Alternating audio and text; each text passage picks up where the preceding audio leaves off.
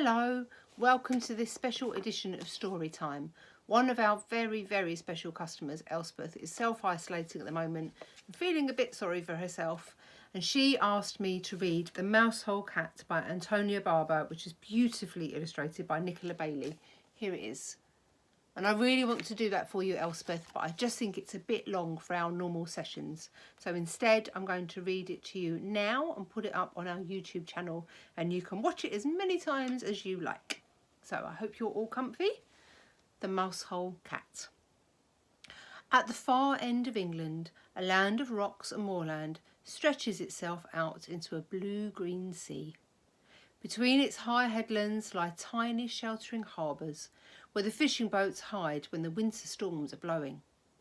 One of these harbours is so small, and the entrance between its great stone breakwaters is so narrow, that fishermen call it the Mousehole. The people who lived in the cottages around the harbour grew fond of the name, and they called their village Mousehole to this day. They say it in the Cornish way, Mousehole, but you may say it as you choose. Once there lived in the village a cat whose name was Mouser. She has an old cottage with a window overlooking the harbour, an old rocking chair with patchwork cushions, and an old fisherman named Tom.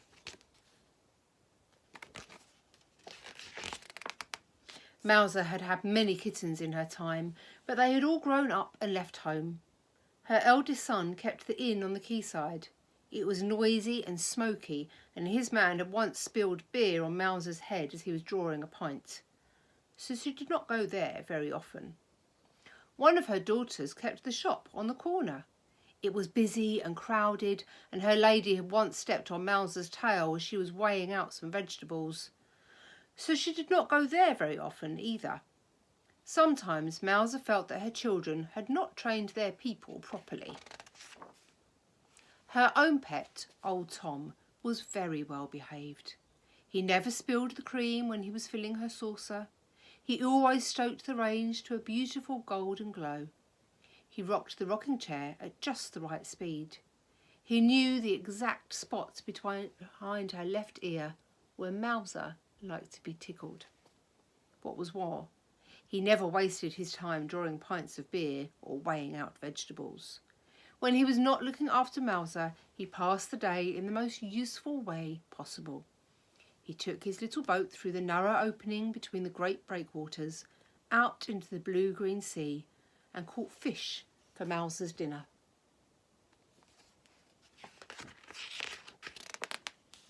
Mouser was very partial to a plate of fresh fish. In fact, she never ate anything else, but she liked a little variety. So, on Mondays, they made morgie broth, Mouser's favourite fish stew. On Tuesdays, they baked hake and topped it with golden mashed potatoes. On Wednesdays, they cooked kedgeree with delicious smoked ling.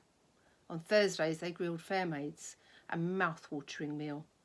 On Fridays, they fried launces with a knob of butter and a squeeze of lemon. On Saturdays, they soused scad with vinegar and onions. And on Sundays, they made their stargazy pie with prime pilchards in pastry. All in all, Mouser's days passed very pleasantly.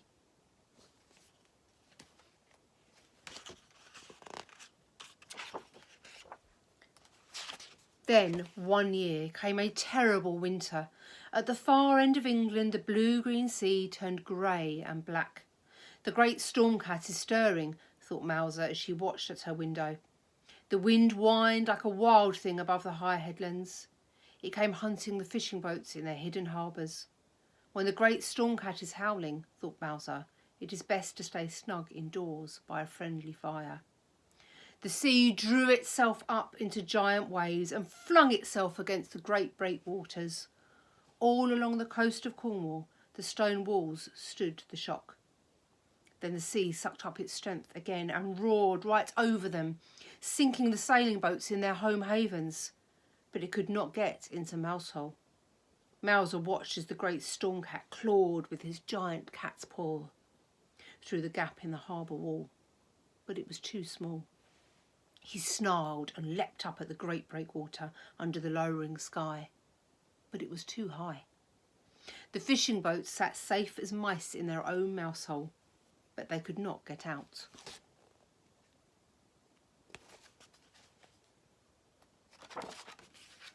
And because the fishermen could not get fish, there was no more food. They ate up the few vegetables that were left in their storm-racked gardens. They ate up the salted pilchards that were left in the cellars. Mouser hated vegetables, and the pilchards were too salty for her taste. Soon there was nothing left. The cats and their people grew very hungry. Mouser sat by her window, staring out at the storm, and thought longingly of morgy broth and stargazy pie. Every day the fishermen gathered on the quayside, and sometimes they would try to take a boat out through the Mousehole. But always the great storm cat lay in wait for them, and they were lucky to escape with their lives. Then at last one evening, as old Tom sat with Mouser on his knee, she felt him take a deep sigh. "Oh, Mouser, my handsome," he said, for he was a courteous and well-spoken man. "Mouser, my handsome, it will soon be Christmas, and no man can stand by at Christmas and see the children starve. Someone must go fishing, come what may. And I think it must be me. It cannot be the young men, for they have wives and children and mothers to weep for them if they do not return. But my wife and parents are dead long since, and my children are grown and gone." Mouser purred to tell them that she understood, for it was the same with her. "I shall go out tomorrow, Mouser, my handsome," said the old man. "I shall not come back without a catch." Mouser purred loudly to tell him that she would go with him, for he was only a man, she thought, and men were like mice in the paws of the great storm cat. Besides, she knew that if he did not come back, she would not much care to live in her cottage without him. There would be no one to pour the cream, or stoke up the range, or rock the rocking chair. There would be no one in all the world who knew just where she liked to be tickled, behind her left ear. "Tomorrow night, Mouser, my handsome," he said, "we shall eat morgy broth, baked hake, ling and launces, fair maid, scouscad, and stargazy pie." Then Mouser purred as if she would burst to tell him she would loved him more than any of these things. The next morning they set out very early, before the others were waking. Before they went, Tom stoked up the old range and dampened it down so that it would burn steadily until they returned. Then he hung a lamp in the window so that it would shine out across the harbour and light their way. As they reached the quayside, Mouser looked back through the wind and rain and thought how warm and welcoming the window looked.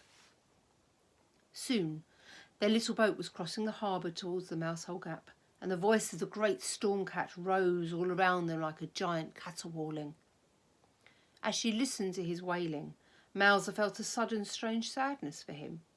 How lonely he must be, she thought, endlessly hunting the men-mice in the deeps of darkness and never returning to the rosy glow of red hot range.